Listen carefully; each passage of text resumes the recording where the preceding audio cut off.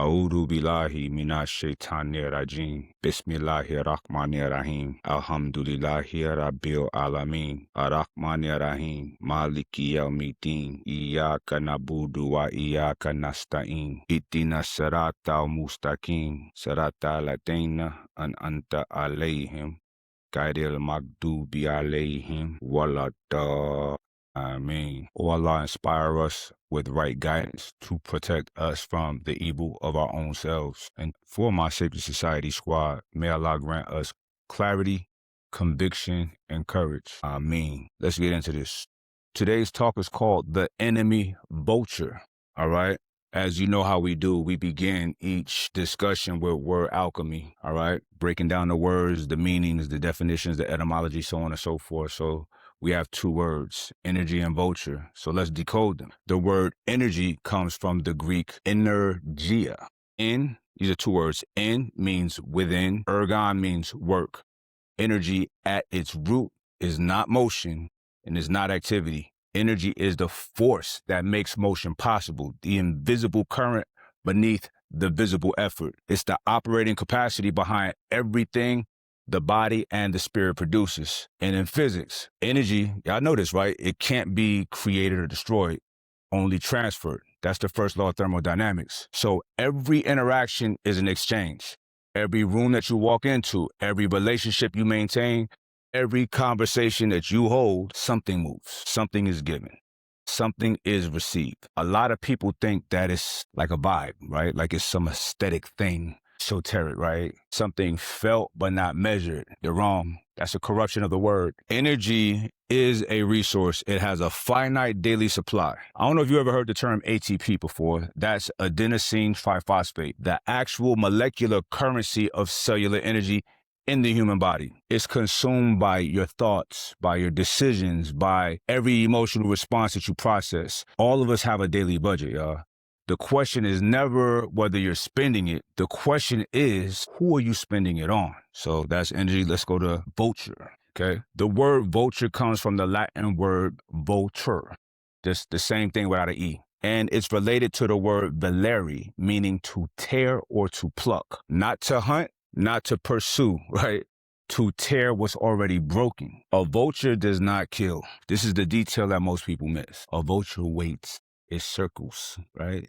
It circles at altitude. It's kind of undetected. It monitors. It reads the environment. Signs of weakness, collapse, death. And when the prey is down, that's when he comes in. Struggle's over. When somebody else did all the work, that's when the vulture descends. Vultures are not predators. They're worse. They are parasites with wings. There's genius in this beast. This flying beast. Its genius, the vulture's genius, is patience. It conserves its own energy while reading yours. It has a sixth sense for decline. Its digestive system is built to consume what would destroy other animals. It's evolved to feed on the already fallen. But let's bring these two words together. Vulture. It's not a bird. This is a human being that's evolved with the same kind of survival skills, or their survival architect. It's a person who positions themselves close to vitality, not to contribute to it, but to feed from it, to take from it. They don't build nothing. They just take, they consume. They're not drawn to your light to add to it. They're drawn to your light to use it as warmth for themselves. And just like the bird, they're patient. They appear during your upswings when everything is good. That's when they're there, orbiting your success, flatter you. They say all the good things, right? But they are not here for you.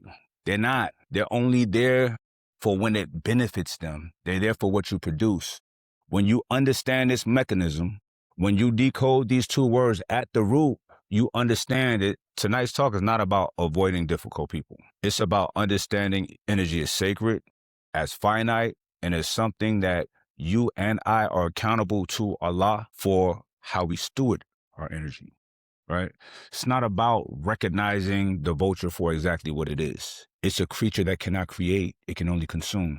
That's what we're naming it tonight. That's what we are building the framework to see, identify, and remove from your sacred circle. So first thing we have to do is define. And I want to be precise with this definition.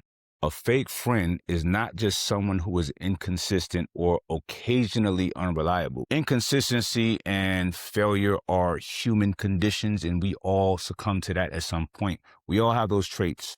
A fake friend is a strategic relationship built on proximity to your resources, access to your name, or to consume your energy. Remove those elements and the relationship, it don't exist. That's the distinction. That is what makes this category of person different from someone who's simply just not perfect. A real friend can fail you. That's a big deal, right? They can miss a moment. That's not a problem. They could say the wrong thing. That happens.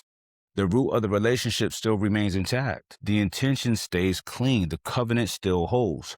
A fake friend has no covenant. They only have calculation. Now, in Islamic tradition, sincere friendship, asuba as-saliha, or righteous companionship, is not sentimental. It is theological. The Prophet, peace be upon him, said, "A man follows the religion of his close friend, so let each one of you look at who he is taking as a close friend." And that's not advice. That's how we architect ourselves, right?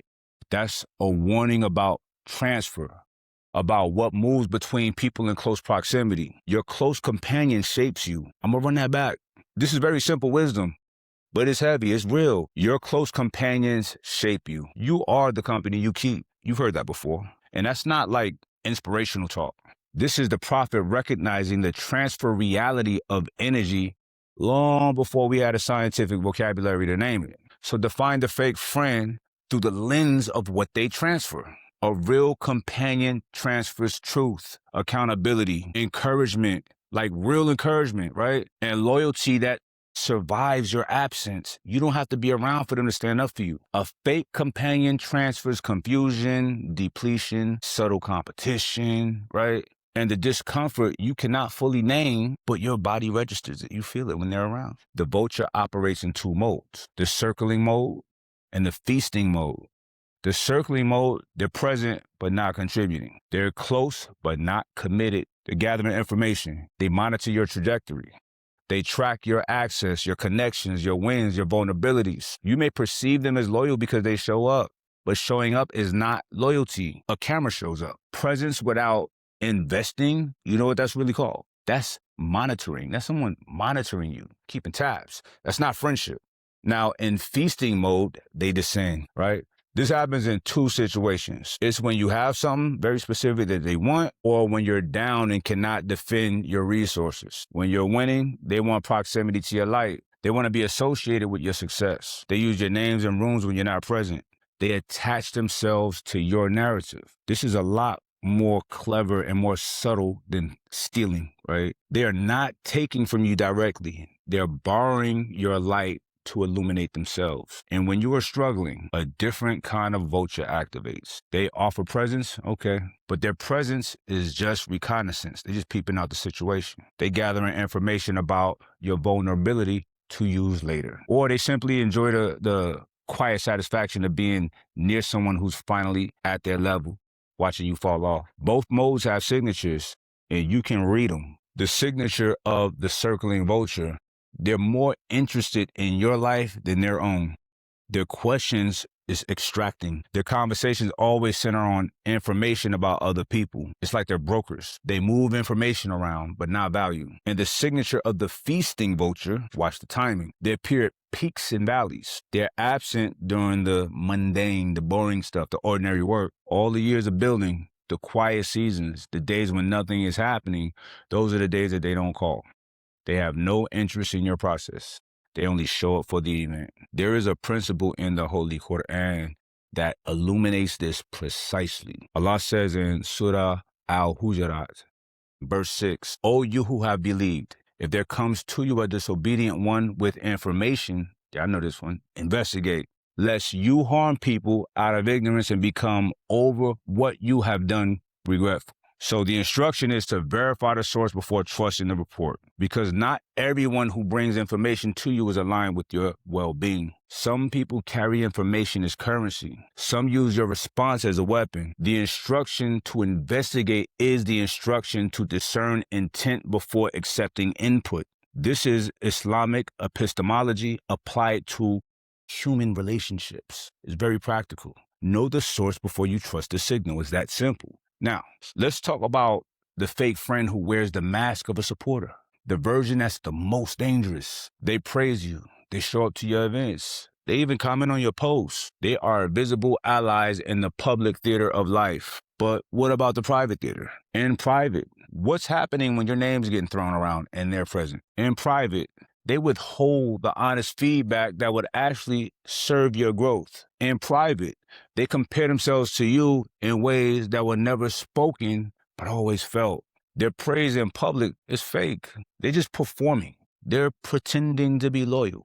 They're actors. Their silence in private is all you need to hear. That's all that the communication that's needed. That's the real deal. Our beloved prophet, peace be upon him, said, "The best of your brothers is he who reminds you of Allah when you see him, and whose speech increases your knowledge, and whose actions remind you of the hereafter." I got goosebumps just reciting that right now. Like, for real. I hope y'all really absorbing this information. You got to ask yourself this, y'all. Does this person's presence in your life make your life better? Is it a net positive or net negative, right? Are you happier, better over time, more aligned, more honest, more disciplined, more connected to God? If the answer is no, what are we doing? What are we really talking about? You need to really examine that situation, right? Because energy is sacred. Time is sacred. Yesterday's gone, y'all. Yesterday is gone. You spend time with a bunch of losers, that's on you. Your attention is sacred. And these are not secular resources. When it's judgment and we're standing before Allah, we're going to be asked about our time. How was it spent? You'll be asked about your relationships, who you align with. You'll be asked about what you built and what you allowed to be consumed from you. The energy vulture is not just a social problem. It's a stewardship problem, right? This is a problem to your deen. You are accountable for what you give access to. Now, moving forward, it's time to make a diagnosis. The problem is not that fake friends exist. They've always existed.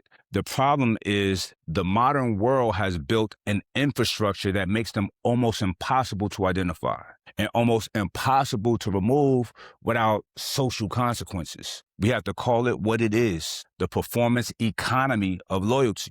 We live in a world where the performance of friendship has become indistinguishable with actual friendship, right? It is social media's fault. It's not a side effect. This is a design feature. When a pattern rewards visible connection, public affirmation, and audience witness relationships, it selects performers. The people who survive and thrive in that environment are the ones who have learned to perform connections rather than actually practicing it. This means the very behavior that once signaled genuine friendship, showing up, voicing support, expressing care, right? It's replaced with the performance BS, right?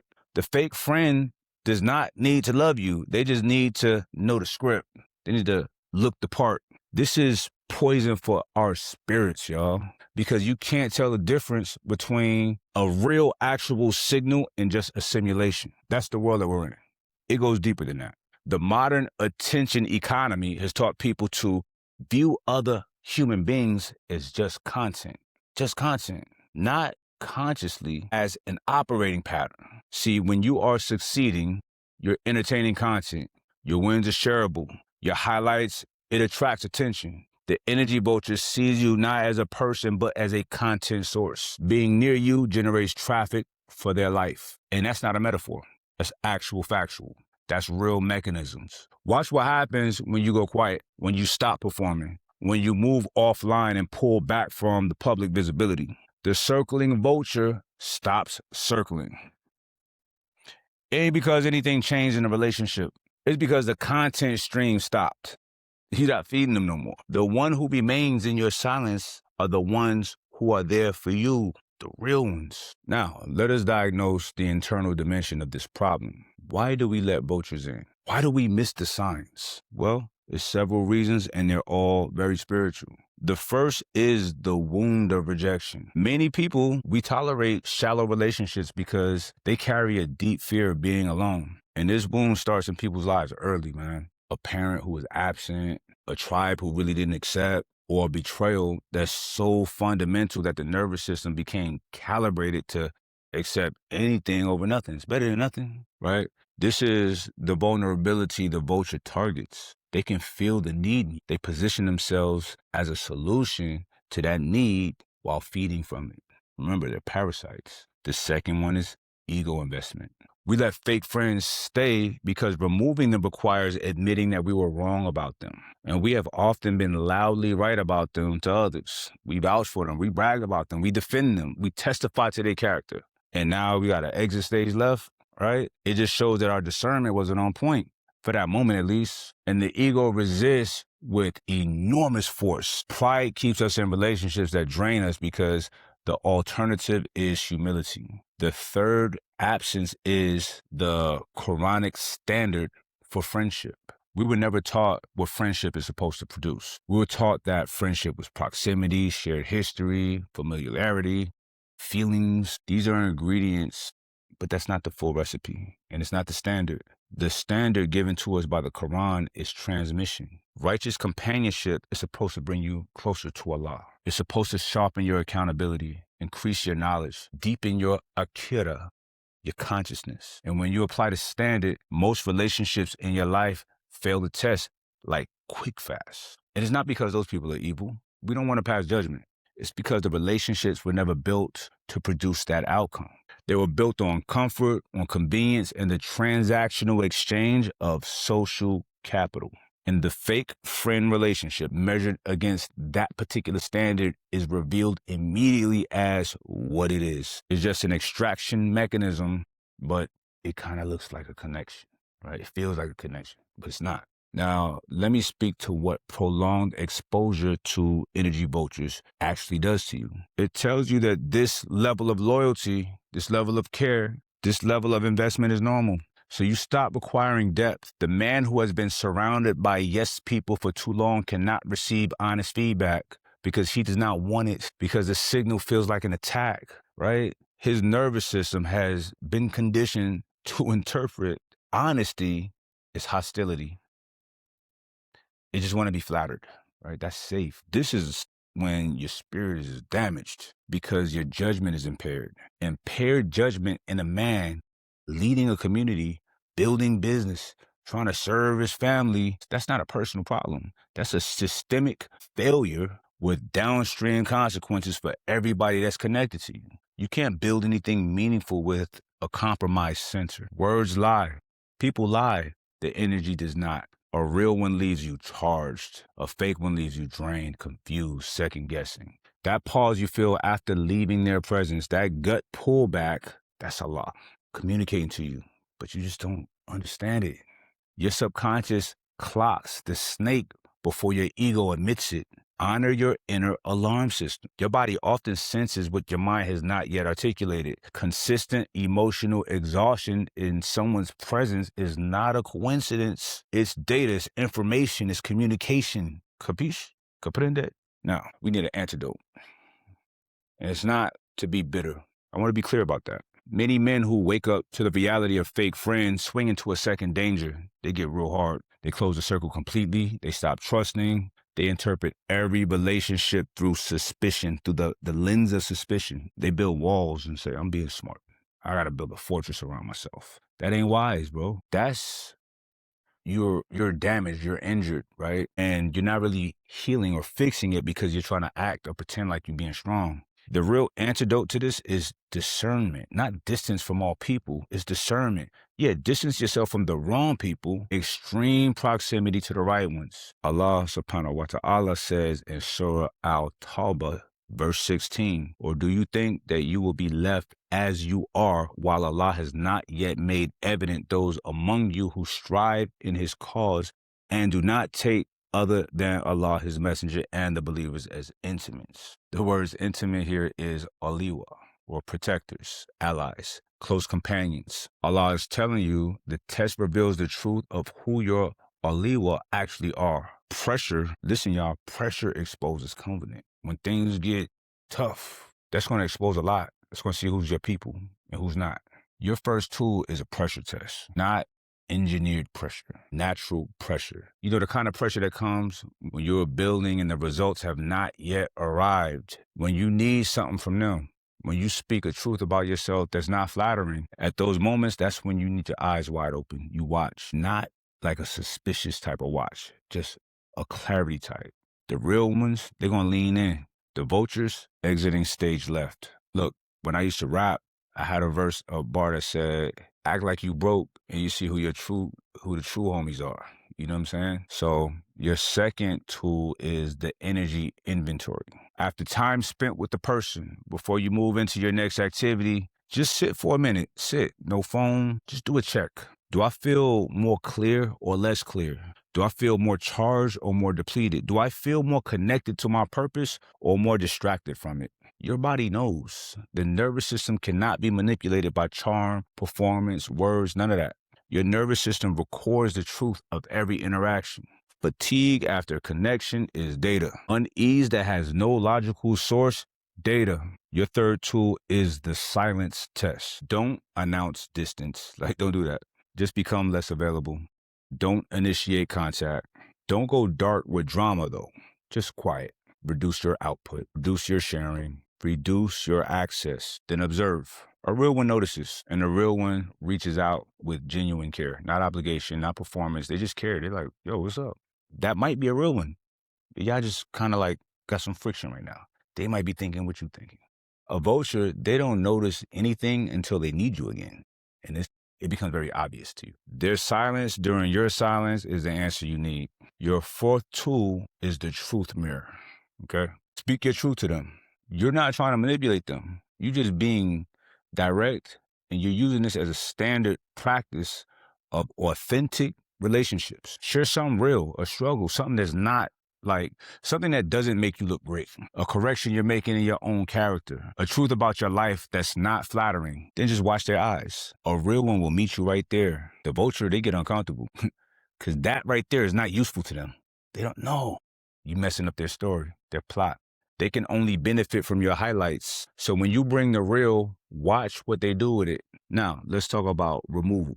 This is the beautiful part about this. You don't owe anyone an explanation for protecting your peace. This is a spiritual principle the modern world has made people forget. You have a divine right and a divine responsibility to steward your energy, your time, your attention, and your inner circle with laser beam precision. Allowing an energy vulture continued access to your life is just you being negligent. And now that we're talking about it, I'm putting y'all on notice, you know now. You are accountable for your stewardship.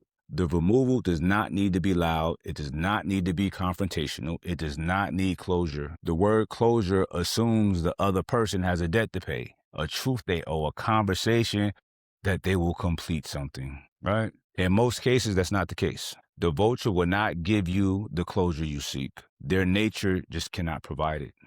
So exit quietly, pull back access, reduce proximity, redirect your investment. You do not need their acknowledgement of the betrayal to move. You do not need them to admit who they are. That's your ego. You already know. And you knowing is closure. Rise above, be better, exit without malice. That's not weak. That's just being mature. In the Holy Quran, Surah Fusilat, verse 34, to repel evil with what is better. The response to someone whose character is damaging you is not retaliation, it's you elevating. Remove them from your inner circle and invest your redirected energy in the people who deserve it. You, us, we got to stay rooted in love, but we cannot be naive. Keep your heart pure, but keep your blade sharp.